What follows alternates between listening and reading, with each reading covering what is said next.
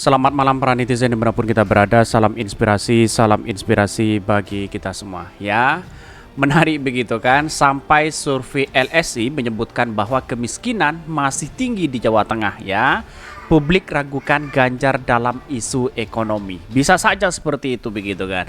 Jadi gagasan-gagasan dalam sebuah ide ekonomi besar kepada Pak Ganjar selama ini menurut saya pribadi, wah ini ada yang kacau begitu ya. Ternyata mengurus di Jawa Tengah ya sudah seperti itu begitu kan. Ada apa begitu kan. Jadi artinya apa? Artinya Pak Ganjar selama ini ya terus kemudian terkait dengan kemiskinan itu masih jauh begitu kan dari kata sejahtera kalau kita melihat survei LS ini. Apa yang terjadi? Yang terjadi adalah bahwa persoalan kita ya, persoalan publik itu adalah seolah-olah bahwa ya gimana begitu kan ya. Mengurus daerah saja sudah gagal apalagi mengurus skala besar nasional begitu, apalagi bangsa kita begitu. Wah, semakin banyak ini hutangnya begitu. Kira-kira seperti itu begitu. Tetapi mari kita baca terlebih dahulu komentar-komentar netizen seperti ini. Ini ya komentar-komentar netizen begitu ya. Mari kita baca ini. LSI DNJA kemiskinan masih tinggi di Jawa Tengah. Publik ragukan Ganjar dalam isu ekonomi. Bayangkan begitu kan. Bahkan ya ini pokoknya Ganjar banyak muncul spekulasi begitu kan. Ya memang Kak Ganjar ini terkenal dengan adanya bagi-bagi sembako begitu ya. Harus diakui cara Ganjar ya sekarang merebut hati masyarakat cukup cerdik, mirip apa yang dilakukan oleh Jokowi. Ya, kalau sudah tahu bahwa apa yang diharapkan oleh Pak Ganjar misalnya untuk mempengaruhi masyarakat, tapi toh pada hakikatnya seperti apa yang kita rasakan hari ini, ngapain kita harus memilih itu? Kan begitu logika kita begitu ini. Blunder PDIP kalau Ganjar mah PDIP nggak bakal bisa ngolak Jokowi efek 2014 lewat Ganjar yang cuma namanya naik dari endorsement buzzer. Ya bisa saja seperti itu begitu. Walaupun surveinya tinggi tapi kemungkinan besar ya melihat realitas masyarakat seolah-olah sekarang sudah cerdas begitu ya. Melihat dari perkembangan ini maka kemudian apa yang terjadi misalnya? Yang terjadi adalah bahwa ya orang sudah tahu dan cerdas dan bisa menilai seperti apa bangsa kita begitu. Apalagi kepemimpinan Pak Jokowi begitu ya. Kalau Pak Ganjar representasi dari Pak Jokowi ya mungkin kita sudah seperti sekarang ya bagaimana begitu kan ya korupsi semakin tinggi dan sebagainya begitu. Ganjar sarjana hukum harusnya bicara hukum, Anies sarjana ekonomi baru cocok bicara ekonomi, yakin. Hampir 10 tahun jadi gubernur Jawa Tengah nggak ada perubahan sama sekali di daerah yang dipimpin. Cukup Anies sih partai sebesar PDIP Perjuangan ya jadiin dia capres. Bahkan di Pilkada Jawa Tengah 2018 dia cuma ya dapat suara di 58% total ya, hanya 10 juta suara. Bayangkan begitu. Jadi artinya selama ini ngurus di Jawa Tengah sudah seperti itu begitu ya. Ya, ini kan survei dari si LSI begitu ya. Bahkan silakan lembaga survei saling serang ya saja antara PS dan GP. Anggap saja ARB tidak ada. Toh hasil surveinya selalu buncit kan. Betul begitu ya. Tetapi kenapa kok Anies Baswedan yang selalu disalahkan? Kan begitu logikanya begitu. Artinya selama ini surveinya bisa saja Anies Baswedan di urutan pertama kan begitu ya. Jadi muncul spekulasi banyak sekali begitu ya ini. Kalau saya melihatnya dalam segala hal ya, rekam jejak di DPR dan Gubernur Jawa Tengah hampir 10 tahun. Buktinya tidak berhasil membawa Jawa Tengah lebih baik padahal beliau ada dalam lingkaran kekuasaan. Betul begitu ya.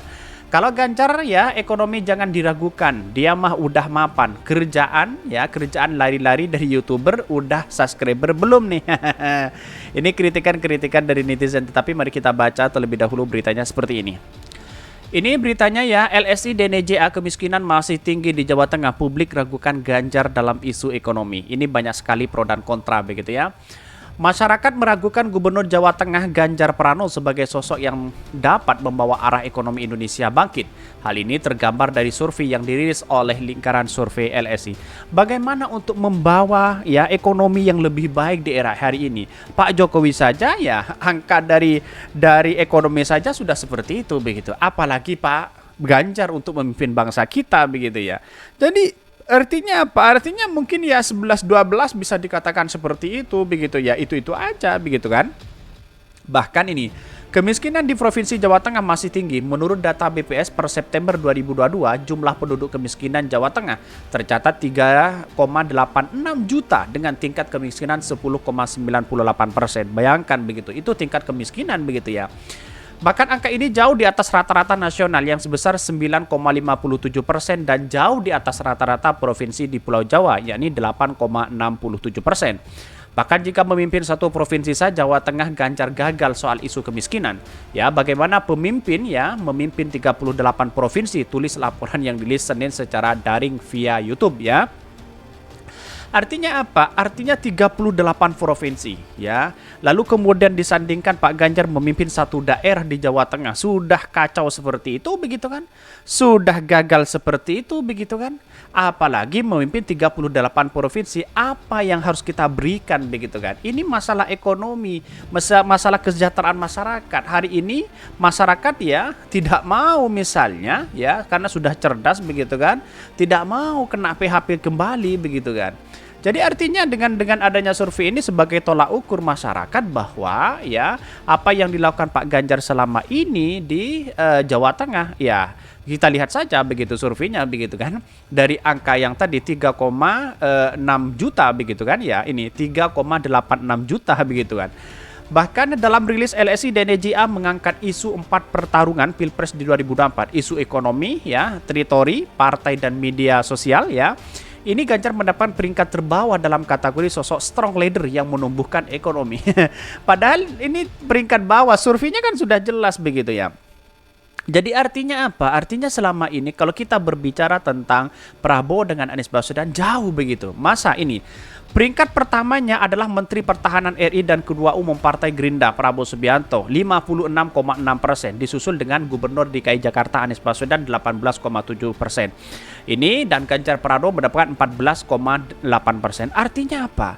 Artinya pertumbuhan ekonomi ketika dipimpin Anies Baswedan atau Pak Prabowo itu lebih condong menaikkan bahwa apa pertumbuhan ekonomi selama ini dari Pak Jokowi dengan kepemimpinan selanjutnya begitu kan. Artinya selama ini lebih bahwa lebih percepatan ekonominya lebih tumbuh dibandingkan pembinaan Pak Ganjar begitu kan. Ini kan bisa saja itu terjadi. Karena apa? Karena selama ini mungkin 11-12 ya representasi dari Pak Jokowi mungkin ya itu aja misalnya begitu. Tetapi sampai hari ini Pak Ganjar belum menunjukkan eksistensi ya, gagasan-gagasan yang diberikan apa sebenarnya begitu untuk bangsa kita, mulai dari ekonomi, sosial, politik dan hukum dan HAM begitu ya. Walaupun ya belum menunjukkan apa sebenarnya apa yang disampaikan atau diberikan janji-janjinya kepada masyarakat begitu ya. Karena pada hakikatnya kita tahu sendirilah di situ begitu ya. Bahkan LSI DNJ melakukan survei dengan metode Molstech ya, random sampling dan diikuti oleh 1.200 responden.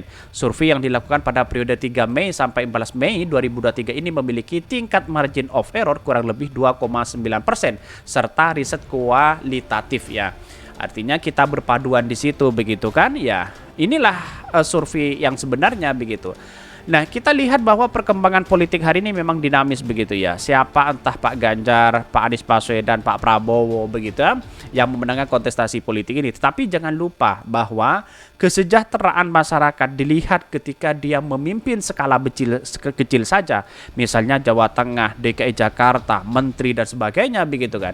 Itu proses dari awal begitu. Kalau sudah memimpin seperti itu gagal, ya buktikan saja bagaimana untuk memimpin bangsa kita, kan begitu logika kita begitu. Oke, mungkin itu yang kami sampaikan ya. Tonton terus channel Honari Podcast Rakyat ini karena ada berita-berita menarik dan viral setiap harinya. Salam para netizen, salam inspirasi bagi kita semua. Jangan lupa di subscribe channel YouTube Honari Podcast Rakyat ini.